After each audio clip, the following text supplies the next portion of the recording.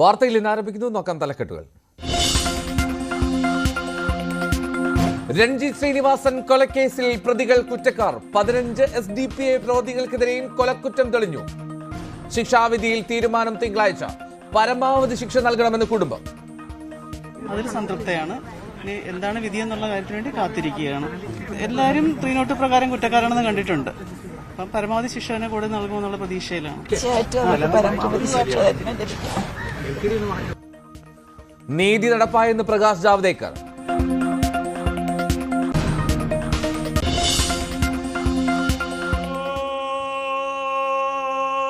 राम कथा सुंदर करतारी संशय बिहग उड़ावनिहारी राम सिया राम जय जय राम.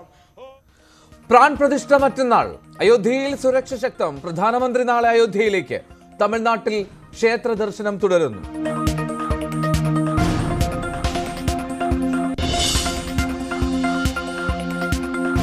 ഗതാഗത മന്ത്രിയെ തള്ളി ഇലക്ട്രിക് ബസ് യാത്രക്കാർ. നിരക്ക് കൂട്ടിയാലും ബസ് നിലനിർത്തണമെന്ന ആവശ്യം. രൂപ നിരക്കുന്നമല്ല, ബസ്സിന് പൈസ കൂട്ടിയാലും ഞങ്ങൾ കൊടുക്കും. അത് സമയം നോക്കിയാൽ എവിടെയെങ്കിലും ഞങ്ങൾക്ക് ഇത് കയറാൻ പറ്റും. മറ്റേ ബസ് കാത്ത് നിൽക്കേണ്ടി വരില്ല. നമുക്ക് ഒരു ഓട്ടോയ്ക്ക് തന്നെ ഒരുപാട് പൈസ കൊടുക്കേണ്ടി വരും. വലിയ അനുഗ്രഹമാണ് ഈ ബസ് ഉള്ളത്. ചെയ്യുകയാണെച്ചാൽ നിർത്തിത്തരും. അതാണ് എന്റെ ഒരു പ്രത്യേകത. 10 രൂപ ആയതുകൊണ്ടാണ് ഈ ബസ്സിൽ തന്നെ കയറുന്നത്. പണ്ട് മുതലേ KSRTC നഷ്ടത്തിലാണ്. ഇപ്പോൾ ഇത് വന്നതുകൊണ്ടാവാൻ സാധ്യതയില്ലല്ലോ. മന്ത്രിയുടെ നിലപാടിനെതിരെ മേയർ ആര്യ രാജേന്ദ്രനും. ഇലക്ട്രിക് ബസ്സുകൾ വേണമോ വേണ്ടയോ? ന്യൂസ് 18 പരിശോധന ഔട്ട് ഓഫ് സിലബസ്.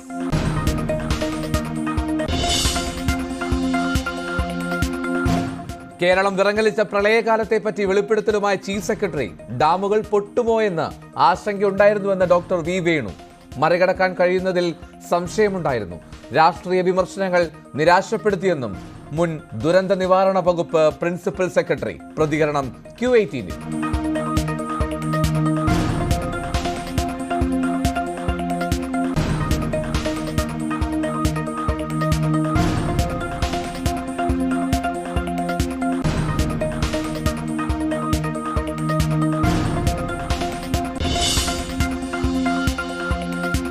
ഡിവൈഎഫ്ഐയുടെ മനുഷ്യശൃംഖല വൈകിട്ട്. കേന്ദ്രത്തിനെതിരായ പ്രതിഷേധം കാസർഗോഡ് മുതൽ തിരുവനന്തപുരം വരെ. AR റഹീം കാസർഗോഡ് ആദ്യ കണ്ണിയാകും.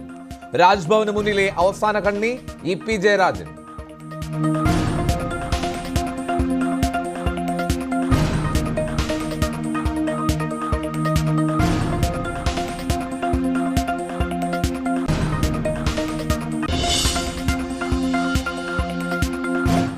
മാത്യു കുഴൽനാടൻ വിജിലൻസിന് മുന്നിൽ. മൊഴിയെടുപ്പ്. ചിന്നക്കനാൽ റിസോർട്ട് വിവാദത്തിൽ.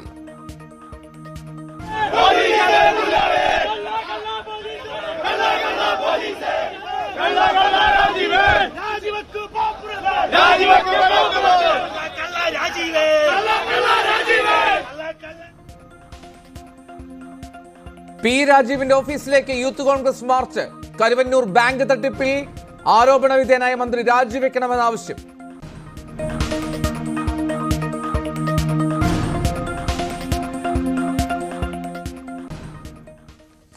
വാർത്തയിൽ നിന്ന് വിശദമായി. ആലപ്പുഴയിലെ BJP നേതാവ് രഞ്ജിത്ത് ശ്രീനിവാസനെ കൊലപ്പെടുത്തിയ കേസിൽ പ്രതികളായ 15 SDPI പ്രവർത്തകരും കുറ്റക്കാർ. 15 പ്രതികൾക്കെതിരെയും കൊലക്കുറ്റം തെളിഞ്ഞു. മാവേലിക്കര അഡീഷണൽ സെഷൻസ് കോടതിയാണ് വിധി പ്രഖ്യാപിച്ചത്.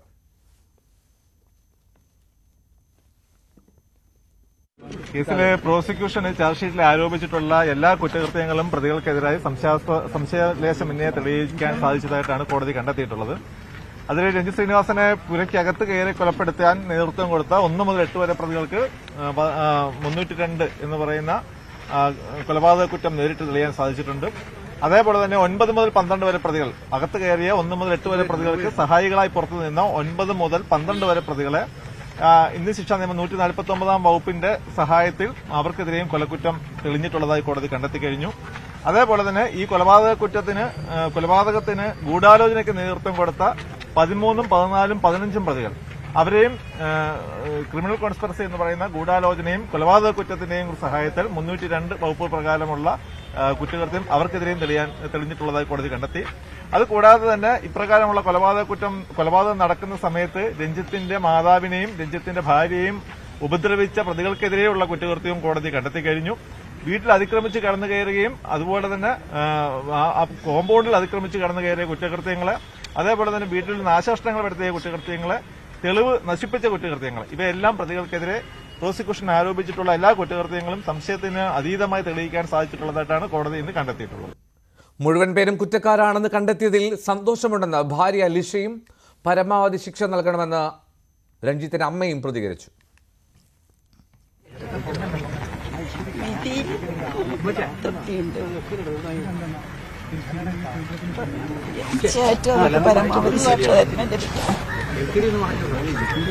വിധിയിൽ ആശ്വാസമുണ്ട്. 15 പേരും കുറ്റക്കാരാണെന്ന് കണ്ടതിൽ ആശ്വാസമുണ്ട്. ഈ ശിക്ഷയെക്കുറിച്ച്, ശിക്ഷ എന്താവും എന്നുള്ളതിനെക്കുറിച്ച് പരമാവധി കിട്ടുമെന്നുള്ളൊരു പ്രതീക്ഷയിലാണ്. നമ്മളെ പരമാവധി ബുദ്ധിമുട്ടിക്കാവുന്നതിൻ്റെ അങ്ങേയറ്റം അവർ കേസ് നീട്ടാനും പല പ്രാവശ്യം സ്റ്റേയും കാര്യങ്ങളും എല്ലാമായിട്ട് ഒത്തിരി ബുദ്ധിമുട്ടിച്ചു. എന്നാലും കോടതി അതിനെല്ലാം മേലെ സത്യത്തിൽ കണ്ടെത്തി എന്നുള്ളൊരു ആശ്വാസമാണ്. ശരിക്കും സുപ്രീം കോടതി വരെ പോയതാണ് അവർ. ഏതായാലും സുപ്രീം കോടതി ഹൈക്കോടതിയുടെ വിധിക്ക് വിട്ടു. ഹൈക്കോടതി അടുത്ത സ്റ്റേഷൻ, തൊട്ടടുത്ത അഡീഷണൽ ജില്ലാ കോടതിയിലേക്ക് കേസ് മാറ്റിയതായിരുന്നു. തിങ്കളാഴ്ച അവരുടെ ഭാഗം കേൾക്കാൻ വേണ്ടി വെച്ചിരിക്കുകയാണ്. അതിനുശേഷമേ ശിക്ഷാവിധി പറയുകയുള്ളൂ. എന്തായാലും ഉറച്ചു വിശ്വസിക്കുന്നു കോടതി, നീതിപീഠത്തിൽ വിശ്വാസമുണ്ട്. ശിക്ഷാവിധിയിൽ തീരുമാനം തിങ്കളാഴ്ച ഉണ്ടാകും. ശരണ്യ സ്നേഹജൻ ചേരും വിവരങ്ങളുമായി. ശരണ്യ, കുടുംബവും പ്രോസിക്യൂഷനും എല്ലാം പരമാവധി ശിക്ഷ ലഭിക്കുമെന്നുള്ള പ്രതീക്ഷ പ്രകടിപ്പിക്കുന്നുണ്ട്.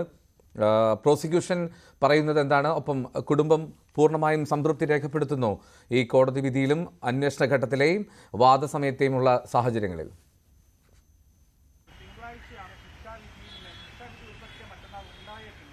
എൽദോ, കേരളത്തെ ആകെ ഞെട്ടിച്ച കൊലപാതകങ്ങളായിരുന്നു ആലപ്പുഴയിൽ നടന്ന 2 ഇരട്ട കൊലപാതകങ്ങൾ.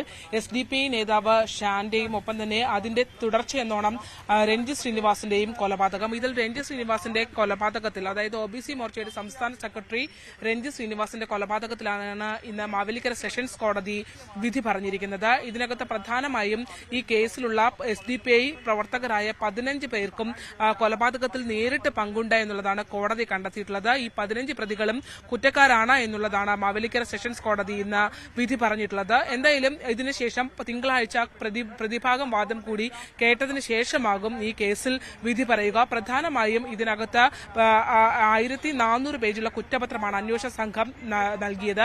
90 ദിവസത്തിനുള്ളിൽ കുറ്റപത്രം സമർപ്പിക്കാൻ കഴിഞ്ഞു എന്നുള്ളതും അന്വേഷണ സംഘത്തിന്റെ മികവായിരുന്നു. മാത്രമല്ല, അന്വേഷണ സംഘം കണ്ടെത്തിയ കാര്യങ്ങളെല്ലാം തന്നെ ശരിവെക്കുന്നതും അല്ലെങ്കിൽ കോടതിക്ക് ബോധ്യപ്പെട്ടു എന്നുള്ളതുമാണ് പ്രധാനപ്പെട്ട കാര്യം. അത്തരത്തിൽ 154ഓളം സാക്ഷികളെയാണ് കോടതി വിസ്തരിച്ചത്. ഒപ്പം തന്നെ അതിൽ പ്രധാനപ്പെട്ടത് രഞ്ജിത്തിന്റെ അമ്മയും മകളും ഭാര്യയുമാണ് എന്നുള്ളതാണ്. ഈ കൊലപാതകം അത്യന്തം നിഷ്ഠൂരമായി മാറിയത് ഈ വീട്ടിലകത്ത്, അതായത് ആലപ്പുഴയിലെ വെള്ളക്കിണറിലെ വീട്ടിൽ രാവിലെ 6:30 8-അംഗ സംഘം അകത്തേക്ക് പ്രവേശിക്കുകയും ബാക്കിയുള്ളവർ പുറത്ത് കാത്തു നിൽക്കുകയും മറ്റ് ആളുകൾ ചേർന്ന് ഇതിൽ സാഹചര്യം ഒരുക്കി കൊടുക്കുകയുമാണ് ചെയ്തത്. അത്തരത്തിൽ നമ്മൾക്ക് ആ കാലഘട്ടത്തിൽ ഏറ്റവും അധികം ചർച്ച ചെയ്തത് ആ CCTV ദൃശ്യങ്ങളാണ്. അതായത് ഷാന്റെ വധത്തിന് ശേഷം ആലപ്പുഴ പോലീസ് ബന്ദോബസ്തിൽ നിൽക്കുന്ന ഒരു ഘട്ടത്തിലാണ് പരസ്യമായി ഈ 10-അംഗ സംഘം രഞ്ജിത്ത് ശ്രീനിവാസിന്റെ 12-അംഗ സംഘം രഞ്ജിത്ത് ശ്രീനിവാസിന്റെ വീട്ടിലേക്ക് വരുന്ന ദൃശ്യങ്ങളടക്കം ഇരുചക്ര വാഹനങ്ങളിലായി സഞ്ചരിച്ചാണ് ഇവർ എത്തിയത്. ആയുധങ്ങളുമായി വരുന്ന ദൃശ്യങ്ങളടക്കം പുറത്തു വന്നിരുന്നു. അത്തരത്തിൽ ഡിജിറ്റൽ തെളിവുകൾ അടക്കം ശേഖരിച്ചുകൊണ്ടാണ് ഈ കേസിൽ കോടതി ഇപ്പോൾ അന്തിമ വിധിയിലേക്ക് എത്തിയിട്ടുള്ളത്. മാത്രമല്ല, വീടിനകത്തേക്ക് അതിക്രമിച്ച് കയറിയ ഈ പ്രതികളിൽ 8 പേർ ചേർന്ന് അതിനിഷ്ഠൂരമായാണ് രഞ്ജിത്തിനെ കൊലപ്പെടുത്തിയത്. അതും കൂടം കൊണ്ട് തലക്കടിക്കുകയും മുഖം തിരിച്ചറിയാൻ കഴിയാത്ത വിധം വികൃതമായ രീതിയിൽ വെട്ടി മുറിക്കുകയുമാണ് ഇവർ ചെയ്തിരുന്നത്.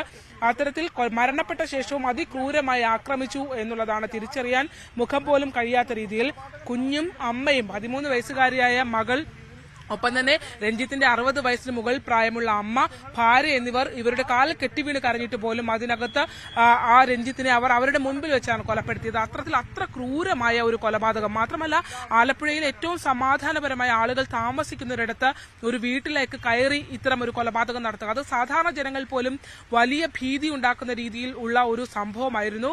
ആ കേസിലാണ് ഇപ്പോൾ മാവേലിക്കര സെഷൻസ് കോടതി വിധി പറഞ്ഞിട്ടുള്ളത്. ഇതിൽ ഏറ്റവും പ്രധാനപ്പെട്ടതായി പ്രോസിക്യൂഷൻ പറഞ്ഞൊരു കാര്യം, അതായത് കേസിലെ 3ാം പ്രതിയായ അനൂപിന്റെ മൊബൈലിൽ നിന്നും ഭാര്യ വീട്ടിൽ നടത്തിയ തെരച്ചിൽ ലഭിച്ച മൊബൈലിൽ നിന്നും ഈ രഞ്ജിത്തിനെ കൊല ചെയ്യേണ്ടവരുടെ ഹിറ്റ് ലിസ്റ്റ് ഇവർ തയ്യാറാക്കിയിരുന്നു.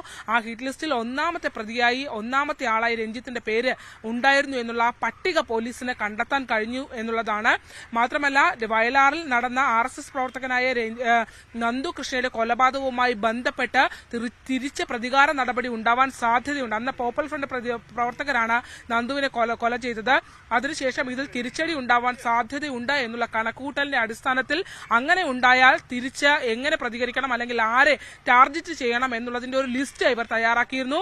മാസങ്ങൾക്ക് മുമ്പ് തയ്യാറാക്കിയ പട്ടികയിൽ 1ാമത്തെ ആൾ രഞ്ജിത്ത് ആയിരുന്നു എന്നുള്ളതാണ്. അഭിഭാഷകനും ഒപ്പം തന്നെ നഗരത്തിൽ താമസിക്കുകയും ഇത്തരത്തിൽ തീവ്രമായ ഒരു നിലപാട് സ്വീകരിക്കുകയും ചെയ്യാത്ത ആളാണ് രഞ്ജിത്ത്. അതുകൊണ്ട് തന്നെ രഞ്ജിത്ത് ഇതിനകത്ത് OBC മോർച്ചയുടെ സംസ്ഥാന സെക്രട്ടറി എന്നതിനപ്പുറത്തേക്ക് രഞ്ജിത്ത് ഇത്തരത്തിൽ ഇവരുടെ ടാർഗറ്റ് ചെയ്യപ്പെടുമെന്നുള്ള കാര്യം പോലീസിന് പോലും ചിന്തിക്കാൻ കഴിഞ്ഞിരുന്നില്ല. അതുകൊണ്ട് തന്നെയാണ് ഡിവൈഎസ്പി ഓഫീസിന്റെ മീറ്ററുകൾ മാത്രം വ്യത്യാസത്തിൽ ഇങ്ങനൊരു കൊലപാതകം നടന്നപ്പോൾ അത് വലിയ രീതിയിൽ ഞെട്ടുന്ന ഒരു വാർത്തയായി പുറത്തു വരികയും ചെയ്തത്.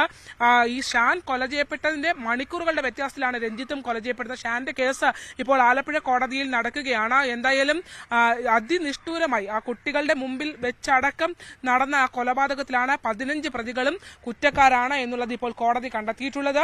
എന്തായാലും പരമാവധി ശിക്ഷ നൽകണമെന്നുള്ള പ്രതീക്ഷയിലാണ്, നൽകണമെന്നുള്ള അപേക്ഷയാണ് കോടതിക്ക് മുന്നിലേക്ക് രഞ്ജിത്തിന്റെ കുടുംബം വെക്കുന്നത്.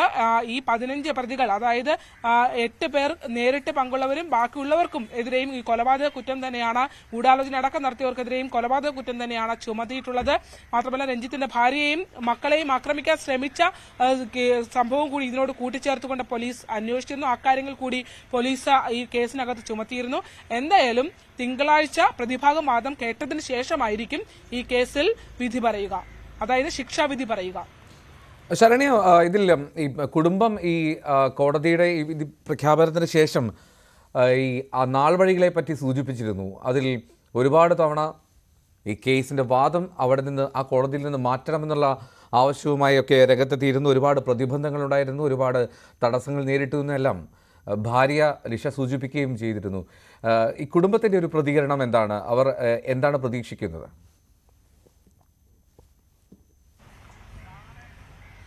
ഇപ്പോൾ ഉണ്ടായിട്ടുള്ള കോടതി വിധിയിൽ അവർ സംതൃപ്തി രേഖപ്പെടുത്തുകയാണ് ഉണ്ടായത്. മാത്രമല്ല, ഇവർ രണ്ടുപേരും, അതായത് ലിഷയും രഞ്ജിത്തും ആലപ്പുഴ കോടതിയിലെ അഭിഭാഷകരായിരുന്നു. അവർ സ്ഥിരമായി പ്രാക്ടീസ് ചെയ്തിരുന്ന ആളുകളും ഒക്കെയാണ്. ഈ രഞ്ജിത്ത് ആലപ്പുഴ മണ്ഡലത്തിൽ നിന്നും BJP സ്ഥാനാർത്ഥിയായി നിയമസഭയിലേക്ക് മത്സരിക്കുകയും ഒക്കെ ചെയ്തിട്ടുള്ള ആളാണ്. അത്തരത്തിൽ ആലപ്പുഴ കോടതിയിൽ ആദ്യഘട്ടത്തിൽ ഈ കേസ് വന്ന സമയത്ത് ആലപ്പുഴ കോടതിയിൽ ഈ കേസ് പരിഗണിക്കരുത്, അതായത് രഞ്ജിത്തും ഒപ്പം തന്നെ ലിഷയും അവിടെ പ്രാക്ടീസ് ചെയ്തിരുന്ന ആളുകളായതുകൊണ്ട് തന്നെ ആലപ്പുഴ കോടതിയിൽ ഈ കേസ് പരിഗണിക്കരുതെന്നുള്ള ആവശ്യം ഇവർ മുന്നോട്ട് വെക്കുന്നു.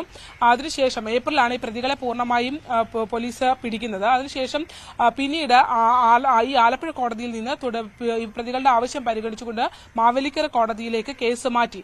മാവേലിക്കര കോടതിയിലേക്ക് കേസ് മാറ്റിയതിനു ശേഷം ഇവർക്ക് ഹാജരാകാനായ അഭിഭാഷകരാരും എത്തുന്നില്ല എന്നുള്ളതായിരുന്നു. അതായത് ഇവർ രണ്ടുപേരും, ലിഷയും രഞ്ജിത്തും അഭിഭാഷകരായതുകൊണ്ട് തന്നെ അഭിഭാഷകരിൽ നിന്നും ആരും തന്നെ ഇവരുടെ കേസ്, ഈ പ്രതികൾക്ക് വേണ്ടിയുള്ള കേസ് ഏറ്റെടുക്കുന്നതിനായി വരാൻ തയ്യാറായിരുന്നില്ല. തുടർന്ന് ഇവർ ആ കാരണവും പറഞ്ഞ് കേസ് നീട്ടിക്കൊണ്ടു പോകാനായി ശ്രമിച്ചു. ഹൈക്കോടതിയോട് ഇത്തരത്തിൽ തങ്ങൾക്ക് അഭിഭാഷകനെ കണ്ടെത്തുന്നതിന് വരെയുള്ള സമയം അനുവദിക്കണമെന്ന് പറഞ്ഞ് അവര് ഒരു സമയപരിധി നീട്ടി വാങ്ങിയിരുന്നു. അങ്ങനെ പിന്നീട് വിചാരണ നീണ്ടുപോയി. ആ സമയപരിധി നീട്ടി വാങ്ങിയതിനു ശേഷം പിന്നീട് ആ സമയം കഴിഞ്ഞതിനു ശേഷവും ഇവർക്ക് അഭിഭാഷകനെ ഹാജരാക്കാൻ കഴിഞ്ഞില്ല. തുടർന്ന് ലീഗൽ സെല്ലിൽ നിന്നും മാവേലിക്കര കോടതി ജഡ്ജി ശ്രീദേവി തന്നെ ഒരു ലീഗൽ സെല്ലിൽ നിന്ന് ഒരു അഭിഭാഷകനെ ഈ കേസ് വാദിക്കുന്നതിനെ ചുമതലപ്പെടുത്തി. അപ്പോൾ ആ ലീഗൽ സെല്ലിൽ അഭിഭാഷകനെ വേണ്ട എന്നുള്ള നിലപാട് ഇവർ എടുക്കുകയും ചെയ്തു.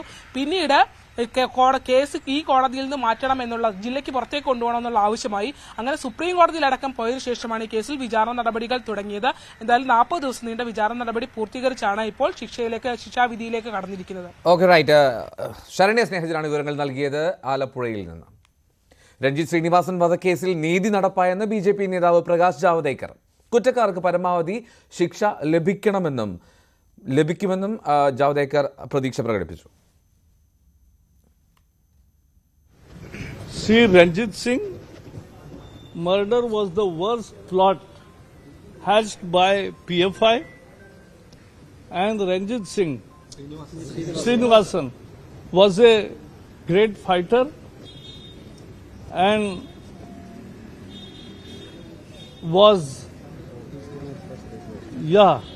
he was OBC state vice president of the OBC Morcha, but more importantly his wife is also advocate and she continues to fight. I salute her, and ultimately justice is done. I hope that they will get the extreme punishment of hanging, because in his house he was attacked by people, by design, by planning.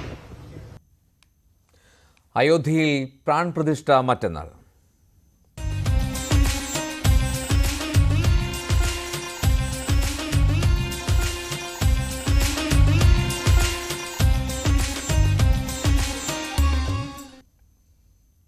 പ്രാൺപ്രതിഷ്ഠ മറ്റന്നാൾ നടക്കാനിരിക്കെ ഇന്നു മുതൽ അയോധ്യയിൽ പൊതുജനങ്ങൾക്ക് പ്രവേശനമില്ല. പ്രതിഷ്ഠാ ചടങ്ങുകളോടനുബന്ധിച്ച് അയോധ്യയിൽ സുരക്ഷ ശക്തമാക്കി. അയോധ്യയിൽ നിന്ന് രഞ്ജിത് രാമചന്ദ്രൻ തയ്യാറാക്കിയ റിപ്പോർട്ടിലേക്ക്. അയോധ്യ ആഘോഷ ലഹരിയിലാണ് എന്നുള്ളതാണ് ഏറ്റവും പ്രധാനപ്പെട്ട കാര്യം. പ്രാൺ പ്രതിഷ്ഠയ്ക്ക് ഇന്ന് കഴിഞ്ഞാൽ ഒരു ദിവസം മാത്രമാണ് ബാക്കിയുള്ളത്. ഈ കാണുന്നത് കേന്ദ്രസേനയിലെ വളരെ പ്രധാനപ്പെട്ട വനിതാ ഉദ്യോഗസ്ഥരാണ്. അവരുടെ ദിവസങ്ങളായി അവരുടെ സേവനം ഇവിടെ ലഭ്യമാണ്. ഇവരടക്കമാണ് ഇവിടുത്തെ സുരക്ഷാ ക്രമീകരണങ്ങളുടെ മേൽനോട്ടം വഹിക്കുന്നത് എന്നുള്ളതാണ് പ്രധാനപ്പെട്ട കാര്യം. ഒരുപാട് കേന്ദ്ര സേനാംഗങ്ങളാണ് ഇപ്പോൾ പൂർണ്ണമായും ഇവിടെ എത്തി ഇത്തരത്തിൽ ഈ സുരക്ഷയുടെ ചുമതല വഹിക്കുന്നത്. അങ്ങനെ ഓരോ തരത്തിലുമുള്ള സുരക്ഷാ ക്രമീകരണങ്ങൾ ഇവിടെ ഒരുക്കിയിരിക്കുന്നു. വലിയ തോതിലുള്ള സന്നാഹങ്ങൾ ഒരുക്കിയിരിക്കുന്നു. 21-ന് നാളെ പ്രധാനമന്ത്രി നരേന്ദ്രമോദി ഇവിടെ എത്തും. അദ്ദേഹത്തിന്റെ നേതൃത്വത്തിലായിരിക്കും ഇനിയുള്ള കാര്യങ്ങളുടെ നിയന്ത്രണങ്ങൾ ഉണ്ടാവുക. യോഗി ആദിത്യനാഥ് നാളെ എത്തുമെന്നാണ് മനസ്സിലാക്കുന്നത്. അങ്ങനെ എല്ലാ തരത്തിലും അയോധ്യ പൂർണ്ണ സജ്ജമാണ് പ്രാൺ പ്രതിഷ്ഠയ്ക്കായി. പ്രധാനമന്ത്രി 22-ന് എൻ്റെ തൊട്ടടുത്ത് കാണുന്ന ഈ സരയൂ നദിയിൽ സ്നാനം നടത്തിയ ശേഷമാണ് 2 കിലോമീറ്റർ ഈ രാമപഥിലൂടെ, ഈ കാണുന്ന രാമപഥിലൂടെ നടന്ന് അയോധ്യ ക്ഷേത്രത്തിലേക്ക് പോവുക എന്നുള്ളതാണ് ഏറ്റവും പ്രധാനമായുള്ള നമുക്ക് ലഭിക്കുന്ന വിവരം. എല്ലാ പ്രധാനപ്പെട്ട ആളുകൾ, കേരളത്തിലടക്കമുള്ള ക്ഷണിക്കപ്പെട്ട ആളുകളൊക്കെ ഇന്നത്തോടുകൂടി ഇവിടേക്ക് എത്തുകയാണ്. ഇന്ന് 24ഓളം സന്യാസിവര്യന്മാർ ഇവിടെ തൊട്ടടുത്തുള്ള 10 സിറ്റിയിലേക്ക് എത്തിക്കഴിഞ്ഞു. മറ്റ് പ്രധാന ആളുകൾ PT ഉഷ അടക്കമുള്ള ആളുകളെ പ്രതീക്ഷിക്കുന്നുണ്ട്. നടൻ മോഹൻലാൽ ചടങ്ങിൽ പങ്കെടുക്കാൻ എത്തില്ല, ചില അസൗകര്യങ്ങൾ കൊണ്ട് എന്ന് അറിയിച്ചിട്ടുണ്ട്. മറ്റ് പ്രധാന വ്യക്തികൾ കേരളത്തിൽ നിന്നും എത്തുമെന്ന് പ്രതീക്ഷിക്കുന്നു. ഏതായാലും 7000ഓളം അതിഥികളെയാണ് ഇവിടെ പ്രതീക്ഷിക്കുന്ന. അതിഥികൾ 7000ഓളമാണ്. അവർക്കൊപ്പം മറ്റ് പ്രമുഖരെയും മൊത്തത്തിൽ ഉള്ള ആളുകൾ ഉണ്ടാകും. അവർക്കുള്ള താമസ സൗകര്യമൊക്കെ 10 സിറ്റിയിലും തൊട്ടടുത്തുള്ള ഹോട്ടലുകളിലൊക്കെ ആയി അറേഞ്ച് ചെയ്ത് കഴിഞ്ഞു. ഇവിടെ ഹോട്ടലുകൾ താരതമ്യേന കുറവാണ്. നിർമ്മാണ പ്രവർത്തനങ്ങൾ ഹോട്ടലുകളുടെ നടക്കുന്നതേ ഉള്ളൂ.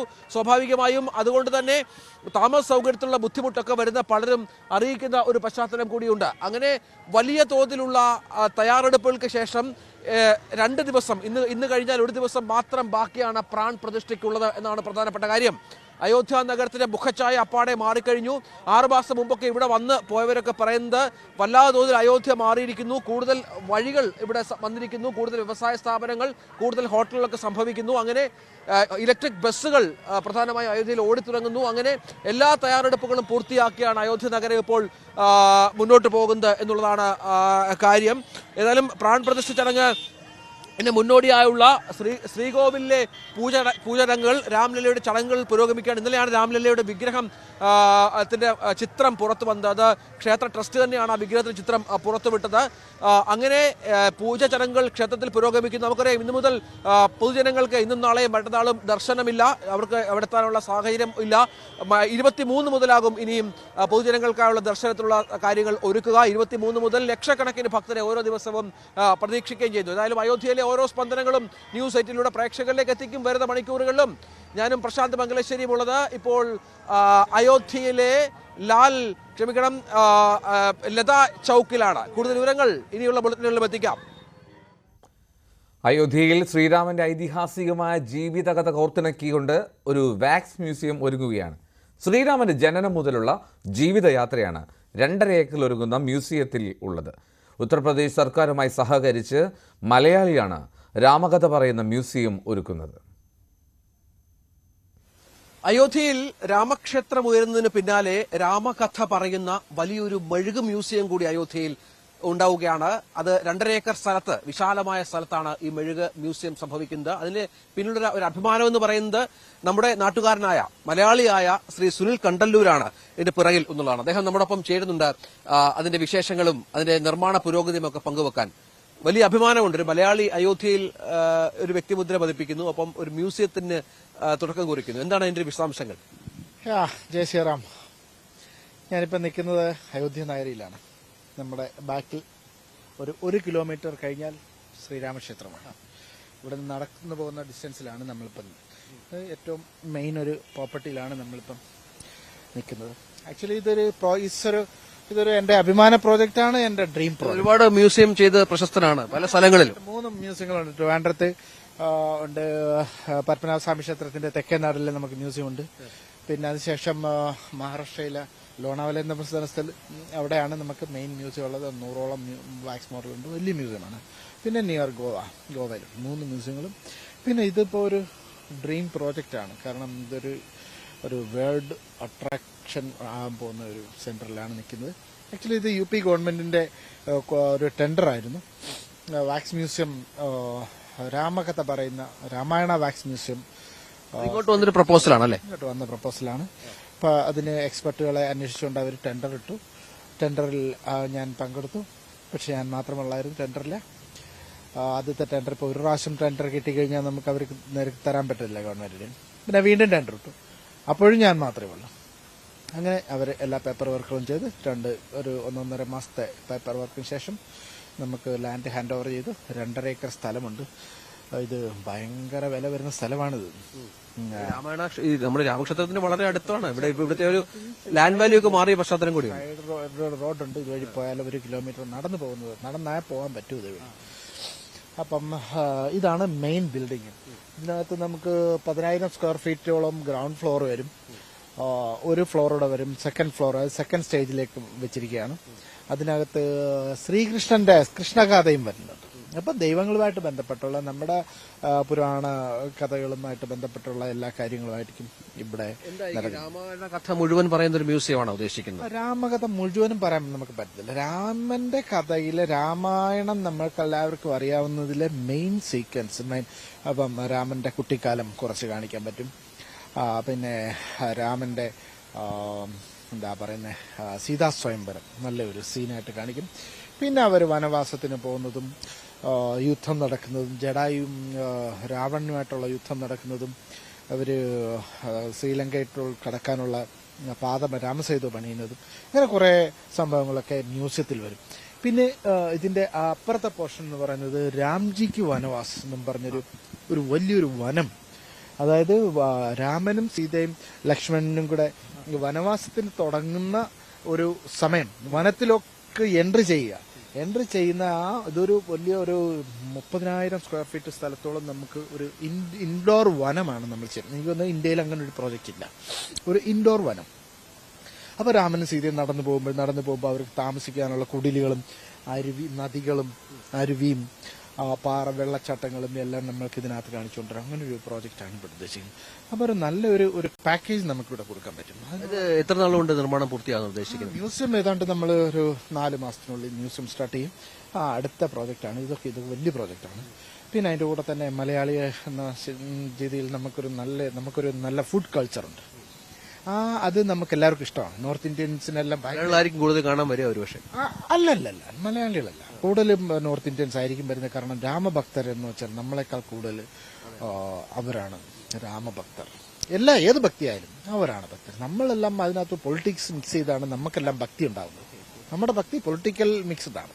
ഇവിടെ പൊളിറ്റിക്സ് അല്ല, ഇവിടെ ഭക്തിക്കകത്താണ് പിന്നെയാണ് പൊളിറ്റിക്സ് വരുന്നത്. അപ്പോൾ നമ്മുടെ അനുഭവമാണ്. അപ്പം നമ്മുടെ ഒരു ഫുഡ് കൾച്ചർ നമ്മളിവിടെ ഷോക്കേസ് ചെയ്യാൻ പ്ലാനുണ്ട്. സൗത്ത് ഇന്ത്യൻ ഫുഡ് ടേസ്റ്റി, കഞ്ഞി കപ്പ തൊട്ട് എല്ലാം ഉണ്ടാവും. ഒരു വലിയൊരു റെസ്റ്റോറൻറ്റ് ആ ഭയത്ത് വരും. പിന്നെ അത്യാവശ്യം വേറെ കുറേ നമുക്ക് അത്യാവശ്യം വരുന്നവർക്ക് നല്ല ഒരു താമസിക്കാനുള്ള ഒരു സൗകര്യം, ഒരു VIP ട്രീറ്റ്മെന്റിൽ നമ്മൾ ഇതെല്ലാം. അപ്പം ഇതിനുള്ള എല്ലാം പെർമിഷനും നമുക്ക് ഗവൺമെന്റ് തന്നിട്ടുണ്ട്. വലിയൊരു തുക മുടക്കുന്ന ഒരു സംവിധാനം അത് സർക്കാരാണോ അതിന്റെ ഒരു? ഇല്ല, സർക്കാർ ഇത് PPP പ്രോജക്റ്റാണ്, പബ്ലിക് പ്രൈവറ്റ് പാർട്ണർഷിപ്പ്. അപ്പം അവർ ലാൻഡ് തന്നിട്ടേ ഉള്ളൂ, ബാക്കിയെല്ലാം നമ്മൾ ചെയ്യണം. നമുക്ക് മനസ്സുണ്ടെങ്കിൽ ഇതെല്ലാം നടക്കും. കാരണം എൻ്റെ 25 ഇയേഴ്സിലെ ഒരു ജേർണിയിൽ നമുക്ക് ഉണ്ടായ ഒരു അനുഭവമാണ്. നമ്മൾ സ്വന്തമായിട്ട് ചെയ്യും. ഇതിന് എല്ലാ ആശംസകളും. ഇത്ര വലിയൊരു അഭിമാനം മലയാളി എന്ന രീതിയിൽ നമുക്കുണ്ട്. എൻ്റെ ഒരു സന്തോഷം എന്ന് പറഞ്ഞാൽ അയോധ്യയിലെത്തി 3 ദിവസമായി മലയാളത്തിൽ ഇന്റർവ്യൂ എടുക്കാൻ സാധിച്ചു എന്നുള്ളൊരു വലിയ സന്തോഷമാണ്. കാരണം നമ്മൾ കണ്ടവരും സംസാരിച്ചവരൊക്കെ മറ്റു ഭാഷക്കാരായിരുന്നു എന്നുള്ളതാണ്. സുല്ലിയേട്ടനും പ്രശാന്ത് മംഗലശ്ശേരിക്കുമൊപ്പം രഞ്ജിത്ത് രാമചന്ദ്രൻ, അയോധ്യ. അയോധ്യ എന്നത് ഹൈന്ദവരുടെ സ്വപ്നമായിരുന്നു എന്ന് തന്നെ നമുക്ക് മനസ്സിലാക്കാൻ സാധിക്കും. 500 വർഷത്തെ കാത്തിരിപ്പിനൊടുവിൽ എല്ലാവരും ഒരുമിച്ച് എല്ലാ ജാതി മതഭേദമെന്നെ നമ്മൾ ആഘോഷിക്കുകയാണ്. ഐതിഹ്യങ്ങളിൽ ഇങ്ങനെ പറയുന്നുണ്ട്, അല്ലെങ്കിൽ ചരിത്രത്തിൽ ഇങ്ങനെ പറയുന്നുണ്ട്, ചില ആളുകൾ പ്രസംഗിച്ചിട്ടുണ്ട് എന്നുള്ളത് കൊണ്ട് മാത്രം ഇത്തരത്തിലുള്ള വിധി വരുമെന്ന് ഞാൻ പ്രതീക്ഷിക്കുന്നില്ല. ഒരു വലിയ നീണ്ട ഒരു അജ്ഞാതവാസത്തിന് ശേഷം രാമൻ അയോധ്യയിൽ എത്തുന്നു എന്ന പ്രതീതിയാണ് അവിടെ ജനിപ്പിക്കുന്നത്. ഇവിടുത്തെ കോടിക്കണക്കിനായിട്ടുള്ള സനാതനധർമ്മ വിശ്വാസികളായ ജനങ്ങളുടെ ആഗ്രഹത്തിന്റെ പൂർത്തി നിർവഹിക്കണമെന്ന് ഇന്ത്യയുടെ പ്രധാനമന്ത്രിയോട് അഭ്യർത്ഥിക്കുക ചെയ്തു. കാലത്തിന്റെ അനിവാര്യതയാണ് ഈ രാഘവേന്ദ്രന്റെ പ്രതിഷ്ഠ. ആ പ്രതിഷ്ഠാ സ്ഥാനത്ത് പിന്നോക്കക്കാരനായിട്ടുള്ള OBC വിഭാഗത്തിൽപ്പെട്ട നരേന്ദ്രൻ വന്നിരുന്ന് ഒന്നാമനാവുക എന്നുള്ളത്. അയോധ്യ പ്രാൺ പ്രതിഷ്ഠ പ്രത്യേക ടോക്ക് ഷോ ഇന്ന് വൈകിട്ട് 6 മണിക്ക് ന്യൂസ് 18 കേരളത്തിൽ. രാജ്യത്തെ ആദ്യ വാസ്തു അധിഷ്ഠിത ടൗൺഷിപ്പായ അയോധ്യയിലേക്ക് വൻകിട ബിസിനസ് ഗ്രൂപ്പുകളും ബാങ്കുകളുമാണ് എത്തുന്നത്. മുൻനിര വ്യവസായ ഗ്രൂപ്പുകളെല്ലാം അയോധ്യയിൽ പദ്ധതികൾ പ്രഖ്യാപിച്ചു. രാജ്യത്തെ ആദ്യ വാസ്തു അധിഷ്ഠിത ടൗൺഷിപ്പ് ഒരുങ്ങുന്നത് 1100 ഏക്കറിലാണ്. ഇതിനായി സർക്കാർ സ്ഥലം ഏറ്റെടുത്തു കഴിഞ്ഞു. ന്യൂ അയോധ്യ എന്നാകും ടൗൺഷിപ്പ് അറിയപ്പെടുക. ഹോട്ടലുകളും ഹൗസിംഗ് കോളനികളും ഇവിടെ ഒരുങ്ങും. കൂടാതെ രാജ്യത്തെ പ്രമുഖ ബാങ്കുകളും വാണിജ്യ സ്ഥാപനങ്ങളും ശാഖകൾ തുറക്കും. HDFC 2 ശാഖകളും കർണാടക ബാങ്കും ആക്സിസ് ബാങ്കും കൂടുതൽ ശാഖകളും ആരംഭിക്കും. അയോധ്യയിൽ നിലവിൽ തന്നെ 250ഓളം ബാങ്ക് ശാഖകളുണ്ട്. രാമക്ഷേത്ര ഉദ്ഘാടനം കഴിയുന്നതോടെ രാജ്യത്തെ ഏറ്റവും വലിയ തീർത്ഥാടന നഗരമായി അയോധ്യ വളരും. പ്രതിദിനം 1 ലക്ഷത്തിനടുത്ത് ജനങ്ങളെ പ്രതീക്ഷിക്കുന്നു. അതിനനുസരിച്ചുള്ള അടിസ്ഥാന സൗകര്യ വികസനമാണ് ഒരുങ്ങുന്നത്. പൊതു സ്വകാര്യ പങ്കാളിത്തത്തോടെയുള്ള നിരവധി പ്രോജക്റ്റുകൾ നടക്കുന്നുണ്ട്. താജ്, റാഡിസൺ തുടങ്ങിയ വൻ ഗ്രൂപ്പുകൾ അയോധ്യയിൽ 5 സ്റ്റാർ പ്രോജക്റ്റുകൾ ആരംഭിച്ചു കഴിഞ്ഞു. സസ്യാഹാരം മാത്രം വിളമ്പുന്ന ആദ്യ 7 സ്റ്റാർ ഹോട്ടൽ മുംബൈ ആസ്ഥാനമായ വൻകിട കമ്പനി അയോധ്യയിൽ തുടക്കം കുറിച്ചു. സരയുവിന്റെ തീരത്ത് 110 ഹോട്ടലുകളാണ് നിർമ്മാണം ആരംഭിക്കുന്നത്. Ayodhya desk, news 18.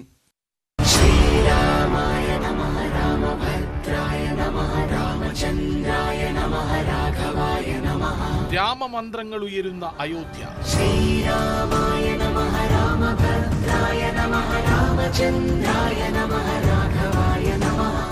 രാംലല്ല അനുഗ്രഹീതമാക്കിയ പുണ്യഭൂമി.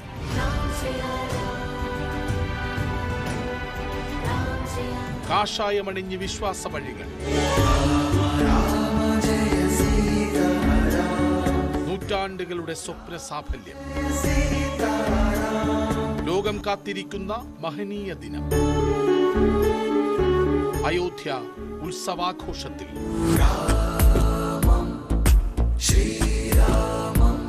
അയോധ്യയിൽ നിന്ന് തത്സമയ റിപ്പോർട്ടുകൾ. പ്രാൺ പ്രതിഷ്ഠ.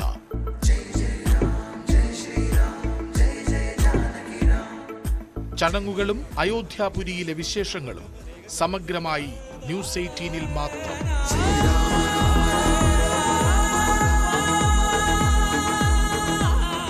ന്യൂസ് 18 കേരളം, മലയാളത്തിന്റെ ദേശീയ ചാനൽ.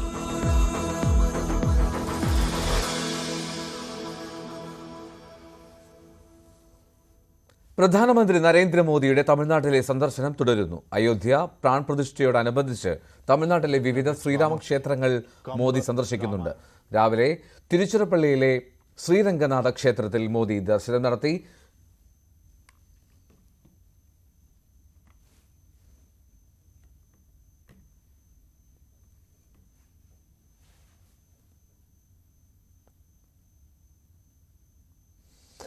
സുവി വിശ്വനാഥ് ചേരുന്നു വിവരങ്ങളുമായി. സുവി, ഇനി എന്തൊക്കെയാണ് തമിഴ്നാട്ടിലെ സന്ദർശന പരിപാടികൾ?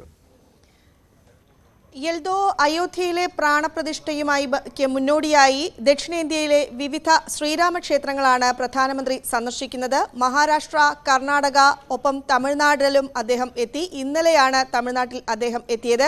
ചെന്നൈയിൽ നിന്ന് ഇന്നാണ് അദ്ദേഹം ശ്രീരംഗസ്വാമി ക്ഷേത്രത്തിൽ എത്തിയിരിക്കുന്നത്. തിരുച്ചിറപ്പള്ളിയിലെ ഏറ്റവും വലിയ ക്ഷേത്രമാണ് ശ്രീരംഗസ്വാമി ക്ഷേത്രം. തമിഴ്നാട്ടിലെ ഇന്ത്യയിലെ തന്നെ ഏറ്റവും വലിയ ക്ഷേത്രങ്ങളിൽ ഒന്നാണ് ഈ ക്ഷേത്രം. വിഷ്ണു പ്രതിഷ്ഠയാണ് ഇവിടെയുള്ളത്. ഈ ക്ഷേത്രത്തിന്റെ ഒരു പ്രത്യേകത എന്ന് പറയുന്നത് ത്രേതായുഗത്തിൽ ഈ ക്ഷേത്രത്തിലാണ് ശ്രീരാമൻ പൂജിച്ചിരുന്നത് എന്നാണ് പറയപ്പെടുന്നത്. ഒപ്പം തന്നെ കമ്പരാമായണം, പ്രശസ്ത തമിഴ് കവി കമ്പൻ ഇവിടെ വെച്ചാണ് രാമായണം രചിച്ചത് എന്നും പറയുന്നുണ്ട്. ഈ ക്ഷേത്രത്തിൽ ഇന്ന് രാവിലെയാണ് പ്രധാനമന്ത്രി എത്തിയത്. അദ്ദേഹത്തെ ക്ഷേത്രം ഭാരവാഹികൾ സ്വീകരിക്കുകയും ചെയ്തു. ഒപ്പം അദ്ദേഹം ക്ഷേത്രത്തിലെ വിവിധ ഇടങ്ങളിൽ എത്തി ഭജനകളും മറ്റും കേൾക്കുകയുണ്ടായി. കമ്പരാമായണം ഇവിടെ നിന്ന് അദ്ദേഹം കേട്ടു എന്നാണ് പറയുന്നത്. കഴിഞ്ഞ ദിവസങ്ങളിലെല്ലാം തന്നെ കഴിഞ്ഞ ദിവസം ഗുരുവായൂരെത്തിയ മോദി അവിടെ വെച്ചും രാമായണം ശ്രവിച്ചിരുന്നു. ഒപ്പം മറാത്തി, തെലുങ്ക് ഭാഷകളിലും അദ്ദേഹം രാമായണം ശ്രവിച്ചിരുന്നു. അയോധ്യ പ്രാണപ്രതിഷ്ഠയോടനുബന്ധിച്ചാണ് അദ്ദേഹം വിവിധ ക്ഷേത്രങ്ങൾ സന്ദർശിക്കുന്നത്. ഒപ്പം ഏറ്റവും എടുത്തു പറയേണ്ട ഒരു കാര്യം, ഇതിനുശേഷം അദ്ദേഹം രാമേശ്വരത്തേക്ക് പോവുകയാണ്. 2 മണിയോടുകൂടി രാമേശ്വരം ക്ഷേത്രത്തിൽ അദ്ദേഹം ദർശനം നടത്തും. തുടർന്ന് നാളെയാണ് അദ്ദേഹം ധനുഷ്കോടിയിൽ എത്തുക. ധനുഷ്കോടിയിലെ കോദണ്ഡ രാമസ്വാമി ക്ഷേത്രമാണ് അദ്ദേഹം ദർശനം നടത്തുക. അതിനുശേഷം രാമസേതു നിർമ്മാണം നടന്നത് എന്ന് വിശ്വസിക്കുന്ന അരിച്ചാൽ മുനയിലും മോദി സന്ദർശിക്കും. അതിനുശേഷം അദ്ദേഹം അയോധ്യയിലേക്ക് പോകും എന്നാണ് മനസ്സിലാക്കാൻ സാധിക്കുന്നത്. ഏതായാലും ദക്ഷിണേന്ത്യയിലെ മോദിയുടെ സന്ദർശനം തുടരുകയാണ്. എൽദോ. ശരി, സുവി വിശ്വനാഥനാണ് വിവരങ്ങൾ നൽകിയത്. ചിന്നക്കനാലിലെ റിസോർട്ടുമായി ബന്ധപ്പെട്ട അന്വേഷണത്തിൽ മാത്യു കുഴൽനാടൻ MLAയുടെ മൊഴി വിജിലൻസ് രേഖപ്പെടുത്തുന്നു. ഭൂമി ഇടപാടിൽ നികുതി വെട്ടിപ്പ് ഉൾപ്പെടെ നടത്തിയെന്ന പരാതിയിൽ പ്രാഥമിക അന്വേഷണത്തിന്റെ ഭാഗമായിട്ടാണ് മൊഴിയെടുക്കുന്നത്.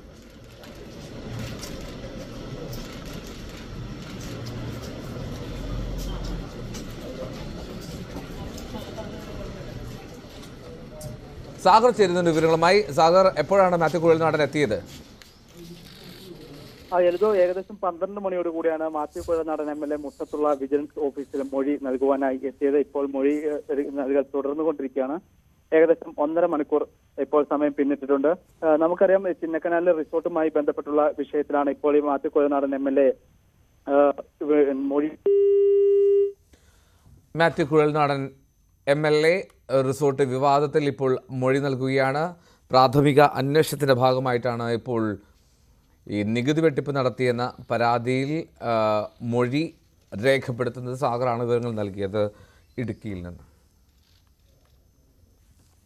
എറണാകുളത്ത് മന്ത്രി പി രാജീവിൻ്റെ ഓഫീസിലേക്ക് യൂത്ത് കോൺഗ്രസ് നടത്തിയ മാർച്ചിൽ നേരിയ സംഘർഷം. പോലീസ് പ്രവർത്തകർക്ക് നേരെ ജലപീരങ്കി പ്രയോഗിച്ചു. കരുവന്നൂർ ബാങ്ക് തട്ടിപ്പിൽ ആരോപണ വിധേയനായ പി രാജീവ് രാജിവെക്കണമെന്നതായിരുന്നു ആവശ്യം.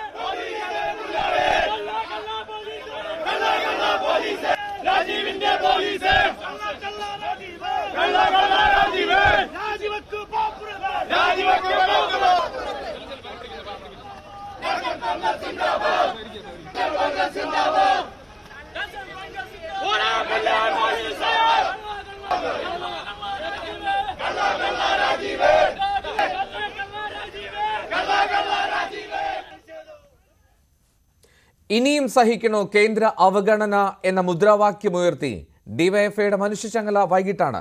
ട്രെയിൻ യാത്രാ ദുരിതത്തിനും കേന്ദ്രത്തിന്റെ നിയമന നിരോധനത്തിനും സാമ്പത്തിക ഉപരോധത്തിനുമെതിരെയാണ് കാസർഗോഡ് മുതൽ തിരുവനന്തപുരം വരെ ചങ്ങല തീർക്കുന്നത്.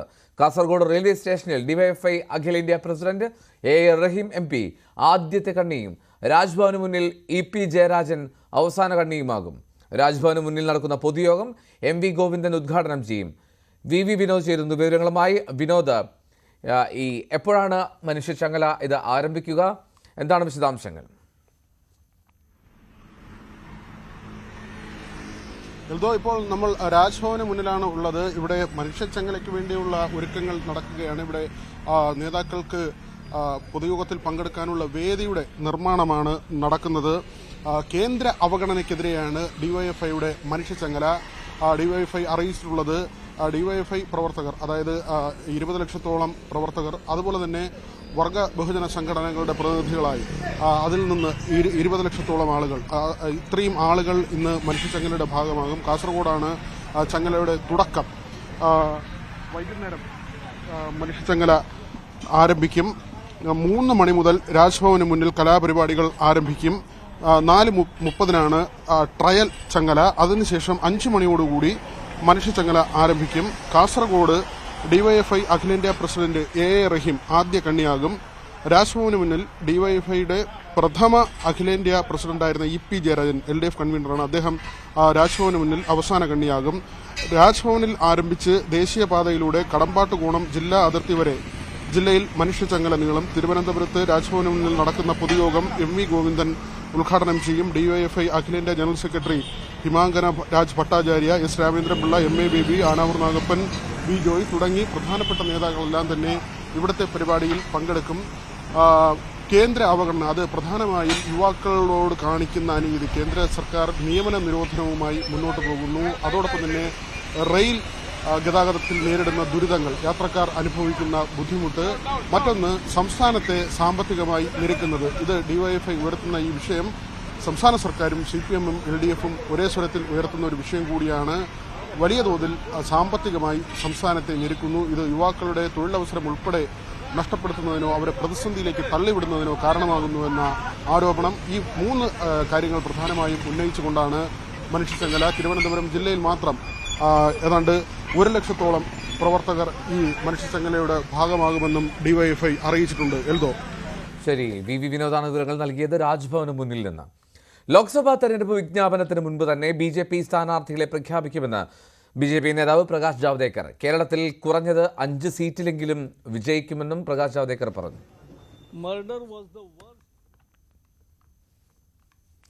ഇലക്ട്രിക് ബസിനെ എതിർക്കുന്ന ഗതാഗത മന്ത്രിയോട് വിയോജിച്ച് തലസ്ഥാനവാസികൾ. നിരക്ക് കൂട്ടിയിട്ടാണെങ്കിലും ഇലക്ട്രിക് ബസ്സുകൾ നിലനിർത്തണമെന്ന അഭിപ്രായമാണ് ബഹുഭൂരിപക്ഷത്തിനും. ഇലക്ട്രിക് ബസിന്റെ നിരക്ക് കൂട്ടിയാൽ ഓട്ടോയിൽ കയറാൻ ആളുണ്ടാകുമെന്ന അഭിപ്രായമാണ് ഓട്ടോ തൊഴിലാളികൾ പങ്കുവെക്കുന്നത്. ന്യൂസ് 18 സ്പെഷ്യൽ ഔട്ട് ഓഫ് ചില ബസ്. തലസ്ഥാന നഗരവികസനത്തിന്റെ ഭാഗമായുള്ള പ്രധാന പദ്ധതികളിൽ ഒന്നായിരുന്നു ഈ ബസ്സുകൾ. അതായത് മലിനീകരണ തോത് കുറയുന്നതിനപ്പുറം ഉദ്യോഗസ്ഥർക്കും സാധാരണക്കാർക്കും ഏറെ സഹായകരമായിരുന്നു ഈ സിറ്റി സർവീസുകൾ. പക്ഷേ കഴിഞ്ഞ ദിവസങ്ങളിൽ ഗതാഗത മന്ത്രി നടത്തിയ ആ ഒരു നിലപാടിനോട് തലസ്ഥാന നിവാസികൾ എങ്ങനെ പ്രതികരിക്കുന്നു എന്നതാണ് ഇന്ന് ന്യൂസ് 18 പരിശോധിക്കുന്നത്. നിർത്താൻ പോകുന്നെന്ന് അറിഞ്ഞായിരുന്നു. പക്ഷേ എങ്കിൽ ചിലവർക്ക് കുറച്ചു പേർക്ക് നഷ്ടമാണ്. കാരണം ഇങ്ങനെയുള്ള ഇട റോഡിൽ കൂടെ ഉള്ള ബസ് പോകുന്നത് ഞങ്ങൾക്കൊക്കെ വളരെ ഉപകാരമാണ്. അത് സമയം നോക്കിയാൽ എവിടെയെങ്കിലും ഞങ്ങൾക്ക് ഇത് കയറാൻ പറ്റും. മറ്റേ ബസ് കാത്ത് നിൽക്കേണ്ടി വരില്ല. ഇതാകുമ്പോൾ എവിടെയെങ്കിലും ഞങ്ങൾക്ക് ഈ ബസ് 10 രൂപ ബസ് ഞങ്ങൾക്ക് വന്നുകൊണ്ടിരിക്കുക. അതുകൊണ്ട് ഞങ്ങൾക്ക് എവിടെ ഇറങ്ങിയാലും ഞങ്ങൾക്ക് പെട്ടെന്ന് പോയി വരാനുള്ള നല്ല സൗകര്യമാണിത്. ഞങ്ങൾക്ക് ഈ ബസ്സുള്ളത് വലിയ അനുഗ്രഹമായിരുന്നു. നമുക്ക് ഡ്യൂട്ടിക്കൊക്കെ കൃത്യസമയത്ത് കയറാൻ ഈ ബസ് ഉള്ളതുകൊണ്ട് പറ്റുന്നുണ്ട്. ഇപ്പോഴത്തെ ബസ് വന്നാൽ ഭാവിയിൽ ഡൽഹിയിലൊക്കെ ഉണ്ടായ പോലെ പൊല്യൂഷൻസ് ഒക്കെ കുറയും. ആട്ടോയ്ക്കൊക്കെ 10-30 രൂപ കൊടുത്ത് പോകേണ്ട അടുത്ത് 10 രൂപ കൊടുത്താണ് നമ്മൾ പോകുന്നത്. മറ്റുള്ളവർക്കും കൂടെ ഉപകാരമാകും, കുഞ്ഞുങ്ങൾക്കത് ഉപകാരമാകും. ആ സിറ്റി ബസ് ആവശ്യമാണ്. നിർത്തുന്നത് ഇതേപോലെ ഒരുപാട് റൂട്ടുകൾ ഇതേപോലെ കട്ടാക്കിയിട്ടുണ്ട്. അപ്പോൾ നമ്മളെപ്പോലെ സാധുക്കൾക്ക് അങ്ങോട്ടും ഇങ്ങോട്ടും പെട്ടെന്ന് പോകാൻ പറ്റാത്ത അവസ്ഥയാണ്. അല്ല, 10 രൂപ വെച്ചതുകൊണ്ടാണ് ആ ബസ്സിന് നഷ്ടം. അങ്ങനെ സിറ്റി മൊത്തം കറങ്ങുമ്പോൾ 10 രൂപയേ ആവുന്നുള്ളൂ. പക്ഷേ ഈ ഫെയർ സ്റ്റേജ് വെച്ച് എടുക്കുകയാണെങ്കിൽ അത് ലാഭത്തിലുള്ളൂ. എനിക്ക് വഞ്ചിയിൽ പോകണം സ്ഥിരമായിട്ട്. വഞ്ചിയിൽ പോകാനായിട്ട് ഈ ആകെപ്പാടെ ഒരു ബസ്സേ ഉള്ളൂ. ഈ സർവീസ് മാത്രമേ ഉള്ളൂ. എവിടെ വെച്ച് ചെയ്യുകയാണെച്ചാലും നിർത്തിത്തരും. അതാണ് എൻ്റെ ഒരു പ്രത്യേകത. അല്ല വേറെ ഒന്നുമില്ല. 10 രൂപ ആയതുകൊണ്ടാണ് ഈ ബസ്സിൽ തന്നെ കയറുന്നത്. ഗതാഗത മന്ത്രിയുടെ പ്രസ്താവന ഭരണമുന്നണിക്കകത്ത് വലിയ തർക്കങ്ങൾക്കാണ് ഇടവച്ചിരിക്കുന്നത്. മന്ത്രിയുടെ നിലപാട് തള്ളി മേയർ ആര്യ രാജേന്ദ്രനും നഗരമണ്ഡലമായ വട്ടിയൂർക്കാവ് MLA VK പ്രശാന്തും രംഗത്ത് വന്നു. നമ്മുടെ ഒരു പ്രഖ്യാപിത ലക്ഷ്യമാണ്, ഞാൻ നേരത്തെ സൂചിപ്പിച്ചതുപോലെ ഇടതുപക്ഷ ജനാധിപത്യ മുന്നണിയുടെയും നഗരസഭയുടെയും തിരുവനന്തപുരം നഗരസഭയുടെയും പ്രഖ്യാപിത ലക്ഷ്യമാണ് കാർബൺ ന്യൂട്രൽ എന്നുള്ള കാഴ്ചപ്പാട് പോലെ തന്നെ ഇലക്ട്രിക് ബസ്സുകൾ നമ്മുടെ നഗരത്തിൽ ഉണ്ടാകുക എന്നുള്ളത് നമ്മുടെ കാഴ്ചപ്പാട് തന്നെയാണ്. അപ്പൊ അതുമായി മുമ്പോട്ട് പോകാൻ തന്നെയാണ് നഗരസഭ തീരുമാനിച്ചിട്ടുള്ളത്. ഇലക്ട്രിക് ബസ്സുകൾ നിർത്തിവെക്കേണ്ട ഒരു സാഹചര്യം ഇല്ലല്ലോ.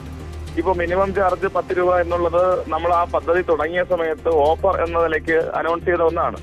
അപ്പോൾ മിനിമം ചാർജ് നിലനിർത്തിക്കൊണ്ട് ദൂരത്തിന്റെ അടിസ്ഥാനത്തിൽ ചാർജ് വർധനവടക്കം KSRTCക്ക് ആലോചിക്കാം. അപ്പൊ ഇത് നഷ്ടത്തിൽ നടത്തിക്കൊണ്ട് പോകണമെന്നല്ല ഞങ്ങൾ പറഞ്ഞത്. പകരം ഈ സർവീസ് ജനങ്ങൾക്ക് വളരെ ഗുണകരമായിട്ടുള്ള ഒന്നാണ്. ഇന്ന് നഗരത്തിലെ മുഴുവൻ നഗരവാസികളും ആശ്രയിക്കുന്ന ഒന്നായി ഈ സർവീസുകൾ മാറിയിട്ടുണ്ട്. കുറഞ്ഞ നിരക്കിലുള്ള ഇലക്ട്രിക് ബസ് പിൻവലിക്കരുതെന്നാണ് നഗരവാസികളുടെ നിലപാടെങ്കിലും ബസ് നിരക്ക് വർദ്ധിപ്പിക്കണമെന്നാണ് ഓട്ടോ തൊഴിലാളികളുടെ ആവശ്യം. ഇലക്ട്രിക് ബസ് സാറിന് ഓടിക്കൊണ്ടിരിക്കുകയല്ലേ ഇപ്പോൾ. അപ്പം അത് ഈ 10 രൂപ ടിക്കറ്റ് ആയതാണ് നഷ്ടം പറഞ്ഞത്. എല്ലാ റൂട്ടിലും ചുമ്മാ വാരിയിട്ടിരിക്കുകയല്ലേ, മനസ്സിലായില്ലേ? അതിനുള്ള ആള് വേണ്ടേ? ആളുണ്ടെങ്കിലല്ലേ അതിന് മുതലാവുള്ളൂ. സാധാരണ സർവീസ് നടത്തുവാണെങ്കിൽ നഷ്ടം വരത്തില്ല. ഇലക്ട്രിക് ബസിന്റെ നിരക്ക് വർദ്ധിപ്പിക്കണമെന്നാണോ? സാധാ ബസിന്റെ റേറ്റ് ആക്കുക, 10 രൂപ മാറ്റുക. ഗതാഗത മന്ത്രിയുടെ നിലപാട് എന്തു തന്നെയായാലും ഇലക്ട്രിക് ബസ്സുകൾ ഉപേക്ഷിക്കരുത് എന്ന പൊതു അഭിപ്രായമാണ് നഗരവാസികൾ പങ്കുവെക്കുന്നത്. മുഖം മാറാനൊരുങ്ങുന്ന തലസ്ഥാന നഗരത്തിന്റെ മലിനീകരണ തോത് കുറയ്ക്കുന്ന ഇലക്ട്രിക് ബസ്സുകൾ അനിവാര്യമാകുമ്പോൾ തന്നെ ഓട്ടോറിക്ഷ തൊഴിലാളികൾ ഉൾപ്പെടെയുള്ളവർ പങ്കുവെക്കുന്ന ആശങ്കയും കാണാതിരുന്നുകൂടാ.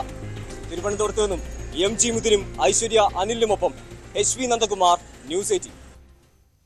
പ്രളയകാലത്ത് സംസ്ഥാനത്തെ ചില ഡാമുകൾ പൊട്ടുമോ എന്ന ആശങ്കയുണ്ടായിരുന്നുവെന്ന് മുൻ ദുരന്ത നിവാരണ വകുപ്പ് പ്രിൻസിപ്പൽ സെക്രട്ടറിയും ഇപ്പോഴത്തെ ചീഫ് സെക്രട്ടറിയുമായ ഡോക്ടർ വി വേണു ആ രീതിയിലുള്ള ആശങ്ക സാങ്കേതിക വിദഗ്ധർ പങ്കുവച്ചിരുന്നു. പ്രളയകാലം മറികടക്കാൻ സംസ്ഥാനത്തിന് കഴിയുമോ എന്ന് സംശയമുണ്ടായിരുന്നുവെന്നും നിതാന്ത ജാഗ്രതയിലാണ് പ്രതിസന്ധി സർക്കാർ കൈകാര്യം ചെയ്തതെന്നും ചീഫ് സെക്രട്ടറി പറഞ്ഞു. എന്നിട്ടും അതിനുശേഷമുണ്ടായ രാഷ്ട്രീയ വിമർശനങ്ങൾ അത്യന്തം നിരാശപ്പെടുത്തിയെന്നും ഡോക്ടർ വി വേണു പ്രതികരിച്ചു. ന്യൂസ് 18 Q18 ചീഫ് സെക്രട്ടറിയുടെ പരാമർശം. കടന്നുപോയ മറ്റ് മേഖലകളെ കൂടെ ചോദിക്കുമ്പോൾ നാട് കടന്നുപോയ ആ വെള്ളപ്പൊക്കം, ആ സമയത്ത് അത് മറികടക്കാൻ കഴിയുന്നതാണ് എന്നുള്ള ഒരു ആത്മവിശ്വാസം, ഒരു ഉറപ്പ് അന്ന് ശരിക്കും തോന്നിയിരുന്നു. വളരെ എന്താ പറയുക, പ്രയാസം അനുഭവിച്ച ഒരാഴ്ചയായിരുന്നു അത്. ഒരാഴ്ച 10 ദിവസം ഞാൻ നമ്മുടെ കൺട്രോൾ റൂമിൽ തന്നെ ഉണ്ടായിരുന്നു. 2-3 മണിക്കൂർ നേരം മാത്രം ഡ്രസ്സ് മാറാൻ പോകുന്നതല്ലാതെ ബാക്കി സമയം മുഴുവൻ അവിടെയാണ് ചെലവഴിച്ചത്. ഒരു ആദ്യത്തെ സമയത്ത് പതറിപ്പോയിരുന്നില്ല, ശരിക്കും പേടിച്ചിരുന്നു.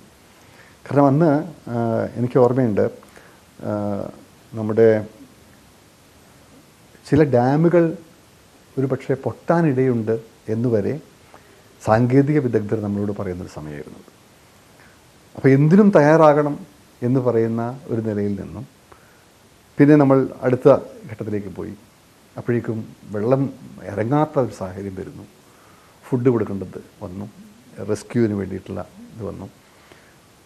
എനിക്ക് സത്യം പറഞ്ഞാൽ അന്ന് ഞങ്ങൾ we were living from minute to minute. ഞങ്ങൾക്ക് നാളെ എന്തെന്നുള്ളതല്ല, അടുത്തൊരു മണിക്കൂർ കഴിഞ്ഞാൽ എന്ത് സംഭവിക്കും, എന്താണ് പുതിയ വാർത്ത വരിക എന്നുള്ളതായിരുന്നു. അങ്ങനെ ഒരു അഡ്വാൻസ് പ്ലാനിങ് ഒന്നും ഉണ്ടായിരുന്നില്ല. ഞങ്ങൾ ഇപ്പോൾ തമാശ പറയും, അന്ന് ഞങ്ങളുടെ മീറ്റിങ്സ്, ഞങ്ങളുടെ 1 മിനിറ്റ് മീറ്റിംഗ് ഉണ്ടായിരുന്നു, 3 മിനിറ്റ് മീറ്റിംഗ്. അപ്പോൾ ഞങ്ങളുടെ മീറ്റിങ്സ് എല്ലാം നിന്നുകൊണ്ട് ഫോണുകൾ മാറ്റി വെച്ചാൽ ഒരു മീറ്റിംഗായി. ആ രൂപത്തിൽ കാര്യങ്ങൾ തീരുമാനിച്ച് മുന്നോട്ട് പോകുന്ന ഇതായിരുന്നു. അന്ന് കൺട്രോൾ റൂമിൻ്റെ ചുമതലക്കാരൻ കുര്യൻ സാറായിരുന്നു, പി എച്ച് കുര്യനും ഞാനും നമ്മുടെ ശേഖർ കുര്യാക്കോസ്, ഡിസാസ്റ്റർ മാനേജ്മെൻറ്റിൻ്റെ സാങ്കേതികമായിട്ടുള്ള ചില ആൾക്കാർ, ഞങ്ങളെല്ലാവരും ഇരുന്ന് അതാത് സമയങ്ങളിൽ കുഞ്ഞു തീരുമാനങ്ങൾ എടുത്താണ് പോകുന്നത്. മുഖ്യമന്ത്രി അറിയിക്കുന്ന കാര്യങ്ങൾ മുഖ്യമന്ത്രി അറിയിക്കുക, മറ്റുള്ള കാര്യങ്ങളെല്ലാം ഫീൽഡിലേക്ക് അറിയിക്കാം. ഞാൻ കണ്ടത് ആദ്യത്തെ ഒരു 3-4 ദിവസം ഇതുപോലെ ടാക്റ്റിക്കലായിട്ട് മാനേജ് ചെയ്യുന്നതായിരുന്നു. പക്ഷേ അത് കഴിഞ്ഞപ്പോഴേക്കും പെട്ടെന്നാണല്ലോ നമ്മുടെ നാട്ടിലെ ഇതുമായിട്ട് ഒരല്പം ഇതിൽ നിന്ന് മാറി നിൽക്കുന്നവർ, ഇത് ഈ പ്രശ്നങ്ങളിൽ പെടാത്തവരെല്ലാവരും നേരിട്ടങ്ങ് ഇറങ്ങുകയായിരുന്നല്ലോ. എന്നെക്കൊണ്ട് എന്ത് ചെയ്യാൻ സാധിക്കുമെന്ന് ചോദിച്ചുകൊണ്ട് ഞങ്ങളൊന്നും ഒരിക്കലും പ്രതീക്ഷിക്കാത്ത രീതിയിലുള്ള ഒരു huge ground swell of support and participation. ആ ഒരു മൂവ്മെൻറ്റ് കണ്ടതോടുകൂടി നമുക്ക് മനസ്സിലായി ഇത് സർക്കാർ ചെയ്യേണ്ട കാര്യമല്ല എന്ന് ജനങ്ങൾ മനസ്സിലാക്കിയിട്ടുണ്ട്. സർക്കാർ എത്താത്തിടത്ത് മുഴുവൻ ജനങ്ങളെത്തും. ആ ജനങ്ങൾ അവർക്ക് വേണ്ടതായ രീതിയിലുള്ള വഴികൾ കണ്ടെത്തുന്നു, ഉപായങ്ങൾ കണ്ടെത്തുന്നു എന്ന് കണ്ടിരുന്നു. പിന്നെ അവരെ സപ്പോർട്ട് ചെയ്താൽ മതി. അപ്പോൾ മെറ്റീരിയൽസ് കൊടുക്കുക, മെറ്റീരിയൽസ് നമ്മൾ തയ്യാറാക്കി വെച്ചിട്ടുണ്ട്, ഇവിടെ നമുക്ക് ഓരോരുത്തരും വിളി വരും, ഞങ്ങൾ ഇങ്ങോട്ട് പോവുകയാണ്, ഇവിടേക്ക് സാധനം എത്തണം. അപ്പോൾ പെട്ടെന്ന് അങ്ങോട്ട് എങ്ങനെ എത്തി? ഞങ്ങൾ ലോജിസ്റ്റിക്സ് പ്രൊവൈഡ് ചെയ്യുന്ന ആൾക്കാരായി മാറി. നേരിട്ട് ഉള്ള കാര്യങ്ങൾ മറ്റു പലരും ഏറ്റെടുക്കുന്നൊരു സാഹചര്യം ഉണ്ടായി.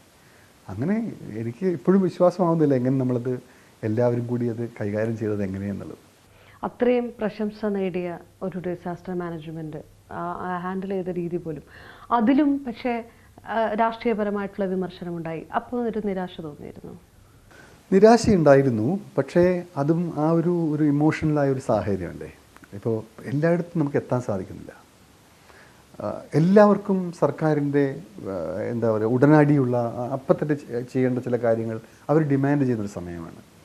നമ്മുടെ കൺസ്ട്രെയിൻസ് പറയേണ്ട സമയമല്ല അത്. അപ്പോൾ അതുകൊണ്ട് നമ്മൾ സ്വയം സമാധാനിക്കാറുള്ള കാര്യം ഇത്രയുമല്ല സംഭവിച്ചിട്ടുള്ളൂ, 4 ചീത്തയും കൂടെ കേൾക്കാം, കുഴപ്പമില്ല. കാരണം നമ്മുടെ എഫേർട്ട് കുറഞ്ഞതുകൊണ്ടല്ല എന്നുള്ളത് ഞങ്ങൾക്കറിയാം. 1. 2, ഏതെങ്കിലും രീതിയിൽ ഒരു ഡിസ്ക്രിമിനേഷൻ ഉണ്ടായിട്ടില്ല എന്നും നമുക്കറിയാം. പക്ഷേ അതൊന്നും ഒരു കാര്യമല്ല. ദുരിതം അനുഭവിക്കുന്ന ജനങ്ങൾക്ക് ആ ദുരിതത്തിൻ്റെ പരിഹാരം അപ്പോൾ കിട്ടണം. അത് കിട്ടിയിട്ടില്ല എങ്കിൽ അതൊരു ന്യൂനത തന്നെയാണ്. സർക്കാർ ഗവർണർ പോര് ഭരണ സംവിധാനങ്ങളുടെ പ്രവർത്തനത്തെ ബാധിക്കുന്നില്ലെന്ന് chief secretary doctor V Venu news 18 വ്യക്തമാക്കി. തർക്കങ്ങൾ ഉണ്ടാകുന്നത് രാഷ്ട്രീയ തലത്തിൽ മാത്രമാണ്, ഭരണ സംവിധാനങ്ങളെ ബാധിക്കുന്ന തലത്തിലേക്ക് അത് എത്തിയിട്ടില്ല എന്നും ചീഫ് സെക്രട്ടറി പറഞ്ഞു. Q18 ഈ പരാമർശം. ജനപിന്തുണ ഒരു വശത്തുണ്ട് എന്ന് അഭിമാനിക്കുന്ന സമയത്തും നേരത്തെ പറഞ്ഞ പോലെ തന്നെ പ്രതിഷേധം മറുവശത്ത് നിൽക്കുകയും ചെയ്യുന്നുണ്ട്. പ്രതിഷേധം എന്ന് പറയുന്നത് പ്രതിപക്ഷത്തിൻ്റെ ഭാഗത്തുനിന്ന് മാത്രവുമല്ല, ഗവർണർ സർക്കാർ പോലും ഒരു വശത്ത് നടക്കുമ്പോൾ ഗവർണറുടെ നയപ്രഖ്യാപന പ്രസംഗം എങ്ങനെയായിരിക്കുമെന്ന് ഉറ്റുനോക്കുന്നുണ്ട് രാഷ്ട്രീയ കേരളം. അത് ഭരണ സംവിധാനത്തെ ആ റിഫ്റ്റ് പ്രതിസന്ധിയിലാക്കുന്നുണ്ട് എന്ന് പറയാൻ സാധിക്കില്ല. കാരണം നമ്മൾ ഓർക്കേണ്ടത് ഞങ്ങളുടെ ഓരോ പ്രവൃത്തിയും in the name of the ഗവർണറാണ് എന്ന് പറഞ്ഞാൽ അദ്ദേഹം ഞങ്ങളുടെ ഹെഡ് ഓഫ് സ്റ്റേറ്റാണ്, നമ്മുടെ എല്ലാവരുടെയും. അപ്പോൾ ഹെഡ് ഓഫ് സ്റ്റേറ്റ് എന്ന നിലയിൽ അദ്ദേഹത്തിൻ്റെ പൊസിഷൻ അഗ്രഗണ്യമാണ്. നമുക്ക് വേറൊരാളില്ല അതിൻ്റെ മുകളിൽ. അതേ ബഹുമാനത്തോടു കൂടിയും അതേ എന്താ പറയുക അതിൻ്റെ ആ റോളിൻ്റെ ആ പോസ്റ്റിൻ്റെ എന്താ പറയുക അതിൻ്റെ പ്രൈമസി മനസ്സിലാക്കിക്കൊണ്ട് തന്നെയാണ് ഗവൺമെൻറ് പ്രവർത്തിക്കുന്നത്. അതിലൊരു സംശയവും വേണ്ട.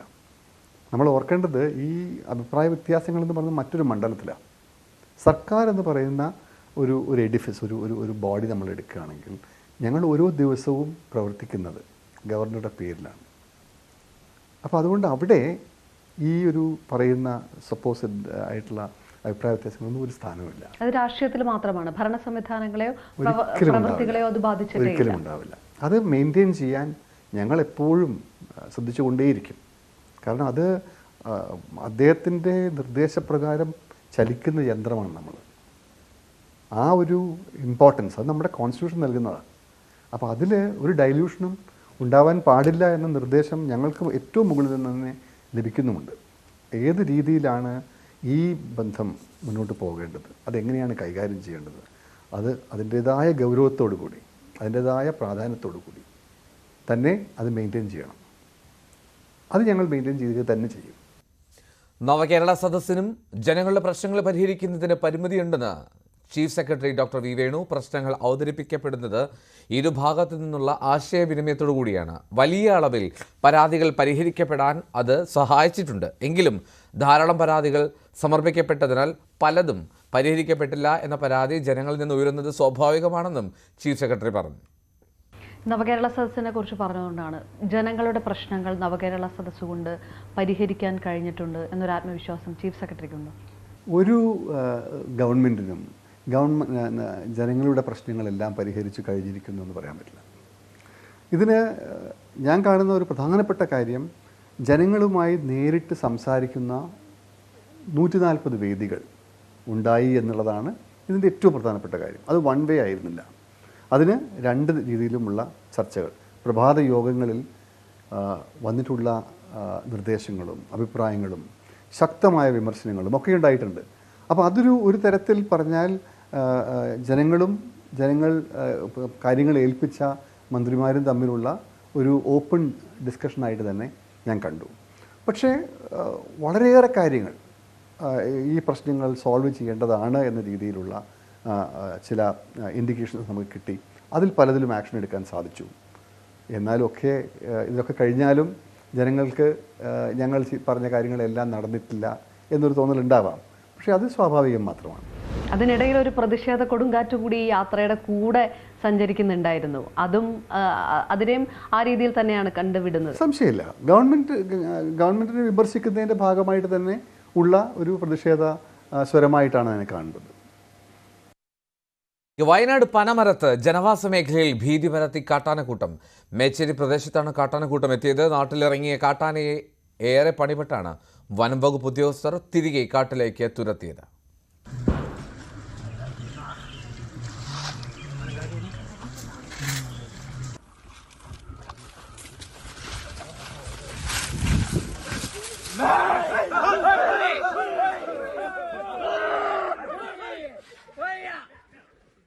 ഇന്ന് രാവിലെ 6 മണിയോടെയാണ് മേച്ചേരിക്കുന്നിലെ സ്വകാര്യ വ്യക്തിയുടെ തോട്ടത്തിൽ 7 ആനകളും ഒരു കുട്ടിയാനയും എത്തിയത്.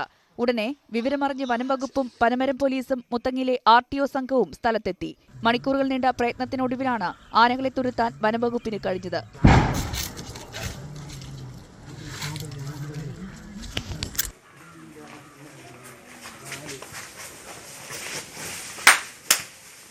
രാവ് പകലൊന്നും ഇല്ലാണ്ട് കാട്ടാനൊക്കെ ഇറങ്ങിക്കൊണ്ടിരിക്കുന്നുണ്ട്. പിന്നെ നമുക്ക് നെല്ല്, പിന്നെ ഇത് തെങ്ങ് എല്ലാം ഭയങ്കരമായിട്ട് നശിപ്പിച്ച് കളയുന്നുണ്ട്. കൊയ്ത് വെച്ച കട്ട വരെ ഇപ്പോൾ നശിപ്പിച്ച സ്ഥിതിയിലാണ് ഇപ്പോൾ മൊത്തത്തിൽ ഉള്ളത്. വർഷങ്ങൾക്ക് മുമ്പ് ഇതിന് തൊട്ടടുത്ത മേഖലയിൽ കാട്ടാന ഒരാളെ ചവിട്ടി കൊന്നിട്ടുണ്ട്. വർദ്ധിച്ചുവരുന്ന വന്യമൃഗശല്യത്തിന് ഉടൻ പരിഹാരം കാണണമെന്നാണ് നാട്ടുകാരുടെ ആവശ്യം. ന്യൂസ് 18 വയനാട്. സംസ്ഥാനത്തെ പാട്ടക്കാലാവധി കഴിഞ്ഞ തോട്ടങ്ങൾ തിരിച്ചുപിടിക്കുന്നതിൽ സർക്കാർ നിഷ്ക്രിയത്വം തുടരുകയാണ്. വിദേശികളുടെ കാലത്തുള്ള തോട്ടങ്ങൾ സർക്കാരിൽ നിക്ഷിപ്തമാക്കാൻ നിയമനിർമ്മാണം നടത്തേണ്ടതില്ല എന്ന നിലപാടിലാണ് പിണറായി സർക്കാർ. സർക്കാർ രേഖകളിൽ ഭൂമിയുടെ കണക്കിലും അവ്യക്തതയുണ്ട്. News 18 exclusive. വിദേശികളും ജന്മിമാരും 1947 മുമ്പ് പാട്ടത്തിന് നൽകിയ ഭൂമിയാണ് സർക്കാരിന് തിരിച്ചുപിടിക്കാൻ കഴിയാതെ വരുന്നത്. സ്വാതന്ത്ര്യലബ്ധിക്ക് ശേഷം സർക്കാരിൽ നിക്ഷിപ്തമാകേണ്ട ഭൂമിയാണിപ്പോഴും സ്വകാര്യ കമ്പനികളുടെ കൈവശത്തിലുള്ളത്. പാട്ടം പിരിക്കാൻ 1980 ഗ്രാൻഡ്സ് ആൻഡ് ലീസസ് ആക്ട് നിലവിൽ വന്നെങ്കിലും തുടർ നടപടി ഉണ്ടായില്ല. നിയമനിർമ്മാണം നടത്തി ഭൂമി പൂർണ്ണമായും കണ്ടുകെട്ടാനും സർക്കാരിന് താൽപ്പര്യമില്ല. 3.5 ലക്ഷം ഏക്കർ ഭൂമിയുണ്ടെന്ന് രാജമാണിക്യവും 5 ലക്ഷത്തോളം വരുമെന്ന് S. ശ്രീജിത്തും റിപ്പോർട്ട് നൽകിയെങ്കിലും കൃത്യമായ കണക്ക് സർക്കാരിന്റെ പക്കലില്ലെന്നാണ് വിവരം. കണക്കെടുക്കാൻ എല്ലാ ജില്ലാ കളക്ടർമാർക്കും നിർദ്ദേശം നൽകിയെങ്കിലും 4 ജില്ലകളുടെ കണക്കെടുപ്പേ ഇതുവരെ നടന്നിട്ടുള്ളൂ. വയനാട്, ഇടുക്കി, പാലക്കാട് ജില്ലകളിൽ കണക്കെടുത്ത് സിവിൽ കേസ് ഫയൽ ചെയ്യാൻ പോലും നടപടിയായിട്ടില്ല. പാട്ടക്കാലാവധി കഴിഞ്ഞ തോട്ടങ്ങൾ തിരിച്ചുപിടിക്കുന്ന കാര്യത്തിൽ സർക്കാർ ഇന്നും അലംഭാവം തുടരുകയാണ്. 14 ജില്ലാ കളക്ടർമാർക്കും ഇത്തരത്തിലുള്ള തോട്ടങ്ങൾ തിരിച്ചുപിടിക്കണം ആവശ്യപ്പെട്ട് കത്തയച്ചെങ്കിലും അതിൻ്റെ പ്രാഥമിക നടപടിയായ തോട്ടങ്ങളുടെ പട്ടിക പോലും തയ്യാറാക്കാൻ സർക്കാർ ഇതുവരെയും തയ്യാറായിട്ടില്ല. ഇത് തോട്ടമുടമകളെ സഹായിക്കുക എന്ന ലക്ഷ്യം മുൻനിർത്തിയാണ് ഇത്തരത്തിൽ ഉദ്യോഗസ്ഥരും സർക്കാരും ചേർന്ന് ഇത്തരത്തിലുള്ള ഒരു അലംഭാവം തുടരുന്നത്. തോട്ടം ഉടമകളുടെ സമ്മർദ്ദത്തെ തുടർന്നാണ് ഭൂമി ഏറ്റെടുക്കൽ നടപടികളിൽ നിന്ന് റവന്യൂ വകുപ്പ് പിന്നാക്കം പോകാൻ കാരണം. ഇടതു വലതു പാർട്ടികളുമായി തോട്ടം ഉടമകളുടെ ബന്ധമാണ് നടപടിക്ക് തടസ്സം. മുഴുവൻ ജില്ലകളിലും സിവിൽ കേസ് ഫയൽ ചെയ്ത് മുന്നോട്ട് പോയാൽ തന്നെ ഏറ്റെടുക്കൽ നടപടി ഏറെ വൈകും. അതുകൊണ്ട് തന്നെ നിയമനിർമ്മാണം മാത്രമാണ് പോംവഴിയെന്നിരിക്കെയാണ് സർക്കാരിന്റെ അലംഭാവം. പാട്ടക്കാലാവധി കഴിഞ്ഞ തോട്ടങ്ങളുടെ ഒരു പട്ടിക തയ്യാറാക്കാൻ പോലും റവന്യൂ വകുപ്പ് അമാന്തം കാണിക്കുന്നത് എന്തുകൊണ്ടാണ്? ഉത്തരം ലളിതമാണ്. കുത്തകകളെ പരമാവധി സഹായിക്കുക എന്നുള്ള സർക്കാർ നീക്കത്തിന്റെ ഭാഗം തന്നെ. S. വിനേഷ് കുമാർ, ന്യൂസ് 18 പാലക്കാട്. രാജ്യത്തിന്റെ വികസന കവാടമായി വിഴിഞ്ഞം മാറാൻ ഇനി മാസങ്ങൾ മാത്രം. ബ്രേക്ക് വാട്ടർ നിർമ്മാണത്തിൽ 250 മീറ്റർ മാത്രമാണ് അവശേഷിക്കുന്നത്. അതേസമയം അനുബന്ധ വികസനങ്ങളാണ് കൂടുതൽ കാര്യക്ഷമമായി മുന്നോട്ടു പോകേണ്ടത്. വിഴിഞ്ഞത്ത് കാലതാമസത്തിന്റെ കഥയെല്ലാം മാറുകയാണ്. പറഞ്ഞു തീരും മുൻപ് തുറമുഖം ഇങ്ങ് എത്തുന്നു. മേയിൽ കണ്ടെയ്നറുകളുമായി ആദ്യത്തെ കപ്പലെത്തും. വാണിജ്യ കപ്പലല്ല എത്തുന്നത്. ബെർത്തിലുറപ്പിച്ച ക്രെയിനുകളുടെ ശേഷി പരിശോധിക്കുന്നതിനുള്ള കപ്പലാണ് എത്തുന്നത്. മുന്ദ്ര തുറമുഖത്തു നിന്നാകും കണ്ടെയ്നറുകളുമായി കപ്പൽ എത്തുക. തുറമുഖ നിർമ്മാണം അതിവേഗത്തിലാണ് കുതിക്കുന്നത്. ആദ്യഘട്ടത്തിൽ വേണ്ട 2950 മീറ്റർ ബ്രേക്ക് വാട്ടർ നിർമ്മാണത്തിൽ 2700 മീറ്ററും പൂർത്തിയായി കഴിഞ്ഞു. 53 ഹെക്ടർ കടൽ കരയാക്കേണ്ടതിൽ 51 ഹെക്ടർ പൂർത്തിയായി. 4 തവണയായി ചൈനയിൽ നിന്ന് ക്രെയിനുകൾ എത്തിച്ചു. യാർഡ് ക്രെയിനുകളും ഷിപ്പ് ടു ഷോർ ക്രെയിനുകളും ഇനിയും കൊണ്ടുവരേണ്ടതുണ്ട്. അതേസമയം അനുബന്ധ വികസനത്തിൽ വേഗത്തിലുള്ള നടപടികൾ ആവശ്യമാണ്. ഭൂഗർഭ റെയിൽപാതയുടെ സർവേ നടപടികൾ എങ്ങുമെത്തിയില്ല. റിംഗ് റോഡ് പ്രവൃത്തികളും ഇഴയുന്നു. വിഴിഞ്ഞം മുതൽ നാവായിക്കുളം വരെയാണ് നിർദ്ദിഷ്ട റിംഗ് റോഡ് പദ്ധതി. സ്ഥലമേറ്റെടുത്തതിൽ ഇതുവരെ തുക നൽകാനാകാത്തത് സംസ്ഥാനം നേരിടുന്ന സാമ്പത്തിക പ്രതിസന്ധി മൂലമാണ്. കേന്ദ്ര സർക്കാരും ഇക്കാര്യത്തിൽ നടപടി സ്വീകരിക്കേണ്ടതുണ്ട്. ചരക്ക് നീക്കത്തിലൂടെ 4 നൂറ്റാണ്ടുകൊണ്ട് മുന്ദ്ര തുറമുഖത്ത് നിന്ന് നേടാൻ കഴിഞ്ഞത് 30,000 കോടി രൂപയാണ്. ഇതേ തുക വിഴിഞ്ഞത്ത് നിന്ന് സമാഹരിക്കാൻ 10 വർഷം മതിയെന്നാണ് കണക്കാക്കുന്നത്. ബിപിൻ മുരളിക്കൊപ്പം VV Vinod, news 18 Thiruvananthapuram. Tours and ട്രാവൽസുമായി റിച്ച് മാക്സ് ഗ്രൂപ്പ് തൃശൂർ കൂർക്കഞ്ചേരിയിലാണ് ആദ്യ ശാഖ ആരംഭിക്കുന്നത്. ദുബായിലും കൊച്ചിയിലും ഉടൻ തുടങ്ങാനാണ് പദ്ധതി. പദ്ധതിയുടെ ലോഗോ പ്രകാശനം ചെയ്തു. എല്ലാവർക്കും ഒരുപോലെ സമഗ്രമായ യാത്രാനുഭവങ്ങൾ നൽകുകയാണ് ലക്ഷ്യമെന്ന് റിച്ച് മാക്സ് ഗ്രൂപ്പ് ചെയർമാനും MD-യുമായ അഡ്വക്കേറ്റ് ജോർജ് ജോൺ വാലത്ത് പറഞ്ഞു.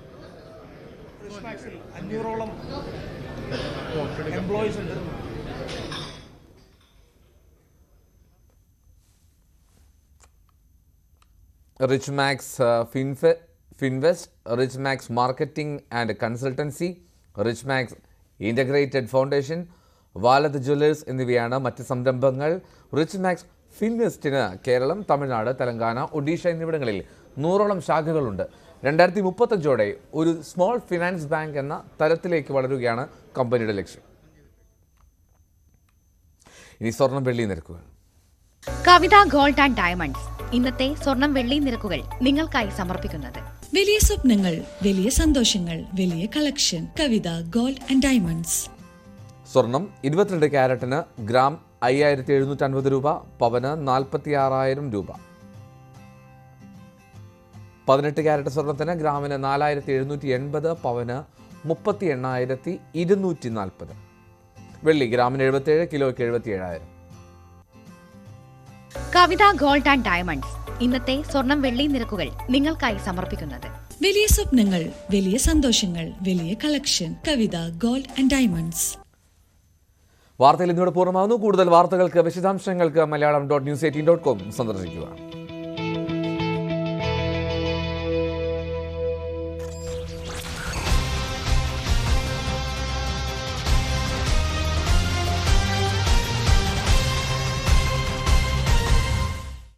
മഞ്ചേശ്വരം മുതൽ കളിയിക്കാവിള വരെ കേരളത്തിന്റെ ഓരോ വാർത്താ സ്പന്ദനവും. ഞാൻ KB ബൈജു. ഓരോ മലയാളിയും റിപ്പോർട്ടർമാരാകുന്ന വാർത്താനുഭവം. വലിപ്പ ചെറുപ്പമില്ലാത്ത സകലമാന വാർത്തകളുടെ അരമണിക്കൂർ. സകലമാന കേരളം.